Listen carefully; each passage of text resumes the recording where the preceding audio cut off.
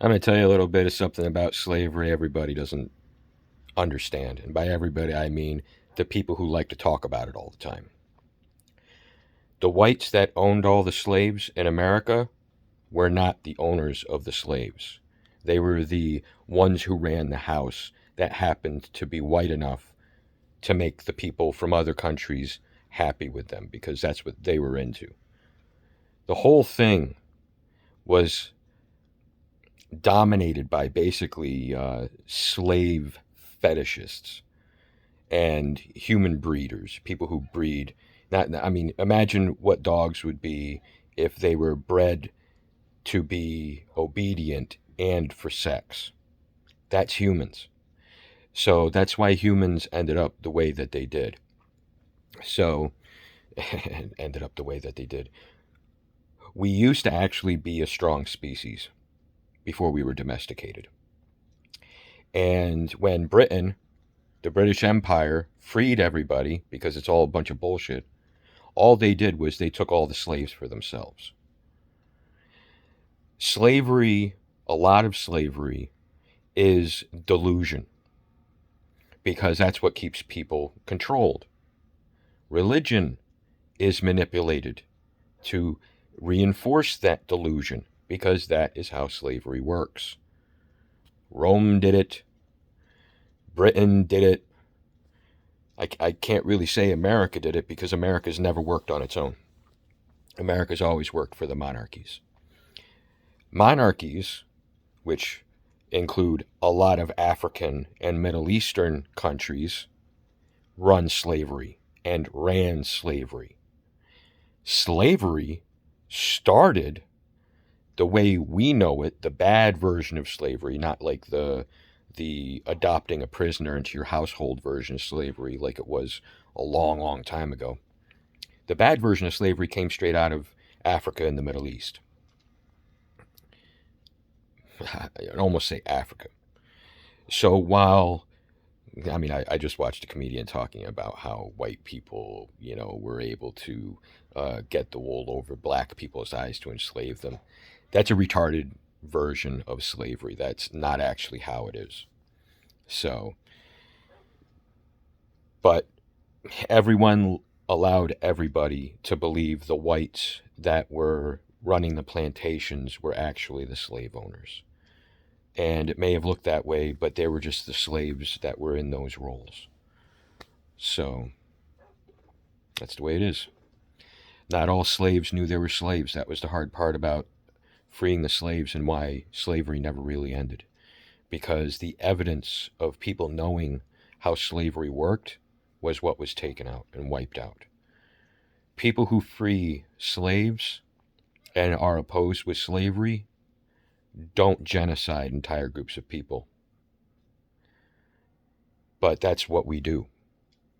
So we do it with religious extremism, which is a tool of slavery. Now, the original slavers are long dead.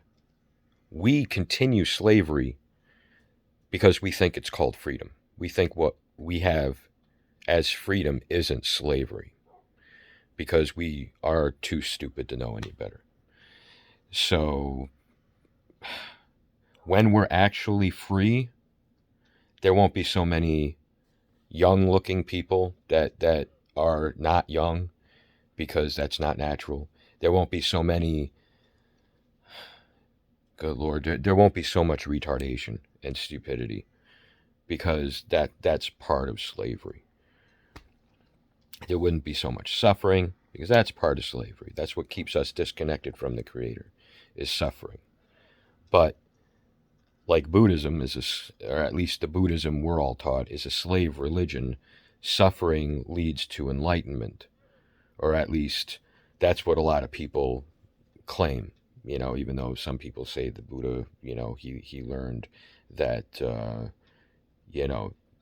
that you get to go to enlightenment and it's not through suffering. But I don't know. That's not what a lot of people think. So things are very confusing because people jump to too many conclusions because they think too much about things that they don't understand instead of just dealing with normal life. Now, I know I might sound like a hypocrite, but it's like I've been there. I know what it's like. It's like you try to solve problems everybody gives up on, and you end up learning a lot. And a lot of it really isn't true because you're seeing it through the thoughts that you have. And if the thoughts that you have are wrong, you won't see the truth no matter how it's presented to you, because those thoughts, your interpretations go through those thoughts. So things are really complicated because people are too they're too willing to use deception to get people on what they think is the right path, and it's not a successful strategy. It's the shortcut, but it's a shortcut to another wrong direction. And that's slavery. That's where slavery comes from. People decide to use others to make their lives easier. Our entire economy is based on using others to make our lives easier, using others to enrich ourselves, turning other people into customers, like we're all a bunch of whores, like on a plantation, because that's what we're from. We like the sounds of freedom. We like people who talk like Jesse Lee Peterson, or I wish that I remember that one guy's name, but there's that one Navajo teacher online too, and they speak the truth pretty often. But we're stuck. We're stuck in our thoughts. We're happy in our hell. We don't know how to get out, and because of our thoughts, it's too hard to understand the truth because we can't see it. We don't have that natural connection to the creator inside of us to discern everything for us, to let us know what the truth is. The part of us that doesn't have to guess, and knows not to guess, and knows when things are beyond our understanding, and allows us to know when we're in our over our heads. But in this version of slavery we're constantly forced to make decisions on things we can't understand, and it's exercises in this democracy that's not real. And it's like, it shouldn't be this much. We shouldn't need to vote on this much stuff. We shouldn't have to have an opinion on things that have nothing to do with us. We shouldn't have to. And what ends up happening is they make it our problem. They make it our problem. It's like the Jews that are a problem for everybody. And most of the people I love the most are Jewish, but the Jews have a bad habit of thinking that you need to go through what I went through in order to understand.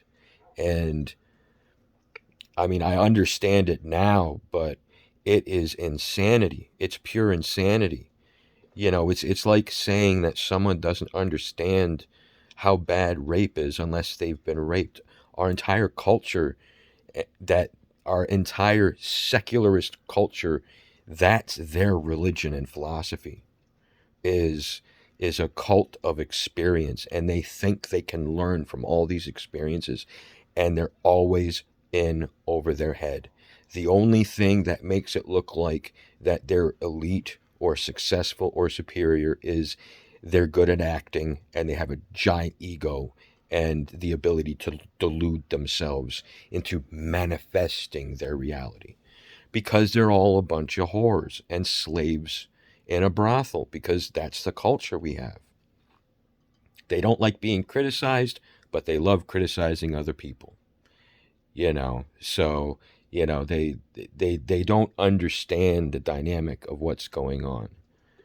It's like the people who, instead of arguing with Muslims, they taunt them into attacking, give them a bunch of money and weapons to attack so that they can prove how bad the Muslims are. That kind of bullshit. That kind of bullshit. You know, what ends up happening is they end up really fucking everything up with their little freedom fighting, which isn't freedom fighting at all. It's just it gives the appearance of freedom fighting. Because in their minds and the stories they tell, they're heroes, when in reality they're getting a lot of people killed for pettiness. If you don't like these petty religious extremists, stop being gigantic whores. Stop trying to convert their kids. Stop trying to save everyone's kids from their parents. And it won't come back. It won't keep coming back to you, because there is literally nothing anybody can do to protect themselves from these consequences, no matter how much they whine and cry about it. And these are the people who claim everybody else are whining and crying about things. So people are not as smart as they think. We're an animal. We're supposed to be connected with the Creator. That's where our wisdom comes from. Real wisdom is not complicated. It's what we're supposed to teach our kids. Everyone's supposed to have that wisdom. It comes from adulthood. And there's nothing more anyone really needs to know. But we live in a whorehouse, so we're being educated by whores and fuckboys. So it is what it is, right? So let me tell you what's actually happening. The whores and fuckboys are losing their ability to rescue everyone else's kids. And they're being forced back behind lines among their own kind in the countries that they actually run. And from inside these countries, they will be destroyed, because that is what they have created. Usually what they do is they redirect that destruction towards someone else. But I put a lot of effort into getting everybody to know who everybody is. And while the people watching this, most of you, have no clue what I'm talking about, sorry. The human race needs to be free. And based on history and science, our empire is next to fall. And empires don't just fall because catastrophes come. Catastrophes come because of the empires. So it's one of those things where when we're connected to the Creator, our instinct makes us move away from the bad weather. When we are of an empire, what we do is we live in the places that are slated for destruction. Because that's how God works. It's like the people on the outside of the ark in that story. Whether you believe that story or not, the dynamic is the truth. We have no free will, just like Jesse Lee Peterson says. And I'm not a follower, I don't follow what he says. I just like to verify what he says. He's one of the most truthful people that speaks about God. So, hold on a second. So what ends up happening is like what happened to the empire that started the slavery, the Egyptian empire of Moses. Back then, Egypt was what everyone called Africa. And we've already seen signs that the entire continent was erased, flattened, wiped off the face of the earth. It wasn't buildings collapsed. It was, they're just gone. Erased. Like they were pulled off somewhere else. So, and everywhere on earth has these signs, have the evidence of these catastrophes. And when we live with God, we have basically two options. One, we move because that's what we're drawn to do. Or two, we stay because, to be honest, when we're connected to God, we don't really care. When we know it's coming, it's up to us whether or not we want to move or pass away when the event happens, because we're not immortal. We're all going to die sometime. and when we die, we all go to the Creator. So it's the secularists, the slaves, the retarded, would think that they're being foolish, but death is the ultimate escape, whether anybody likes it or not. And your feelings don't matter. It's just the way it is. And in many circumstances, like when people have illnesses that make you feel bad, you are for escaping with death. So it's not an alien concept. But we're selfish when we're slaves. We're selfish when we're disconnected from the Creator because we're crazy. We don't understand anything. We don't understand how God works. We need people to write things down for us in order for us to understand things. Humans never used to need that. We used to be able to understand things really easy. No matter how many times you change the names of things. We understood how stories were told. We understood how the mind works.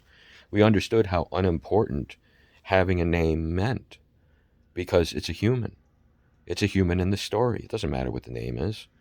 It's what happened to that human in the story. That's what's important. We're all spirits of the Creator. In that nature, we're all the same. When we're connected to the Creator, it's one of the few times where we can really say we're all the same. We all think the same. We all know the same things. We experience the same things. It's like any other animal. We age at the same rate. We become adults at the same time. We mate the same. We build families the same. We build our civilizations the same. It's human nature. It's our instinct because we're humans. That's what we do. But our history has been erased with the madness of slavery. So, and the thing is we don't know any better, so we think a lot of these slave cultures are advanced and worthy of being saved. While other people who know better have no problem erasing it from history because it's not important. It's not important. Facades aren't important. They're not real. They're just reminders like gravestones. That's it. That's as important as they are.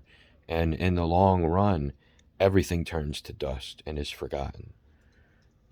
But we're human. We understand. If we see an ancient grave, we understand it. When we see ancient cities, we understand it. It's humans. They're doing what humans do. So, I feel like I went on a tangent. I go on tangents a lot, but slavery is prostitution. If you want to see a simple equation, that is slavery. Prostitution, pimping, being a John, being an F-boy, being raised to please women, being raised to please men, like someone who needs to sell themselves. Humans aren't actually that complicated. You get a couple normal kids together, they'll fall in love, they'll get married, they'll have a happy normal life. But the rest of you slaves would say it's boring, or they're too young, or they're wasting their potential. What potential? To make other slaves rich? Or to become a failure? To become homeless? To become alone? Humans have no problem doing what comes naturally. But slaves have a problem with other people's freedom to be human and not living the way their empire says we should, or their masters say we should, the kings and queens of the world. So, be careful how you program yourself, because you might be programming yourself to be a slave, and you won't know. You might be programming yourself to make it very hard to know who God is, because that's where we are. That's what we were raised in. I don't know anybody who was connected to God. I'm the only one I know. And with it happening to me, I understand the dynamics and the nature of it. But it's anti-slavery.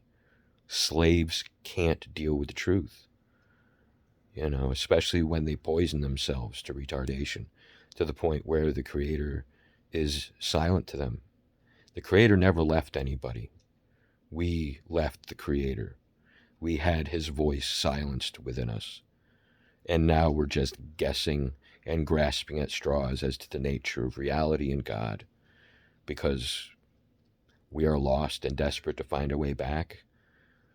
But we're crazy. We're crazy. Most of the times we hate the path back because it takes us away from the delusion that we call freedom, the slavery that we call freedom, the freedom to destroy ourselves with addiction, and the ability to allow other people to control us. So there's a long road out. It's not something we're going to be able to rush through. It's not something we're going to be able to war our way out of.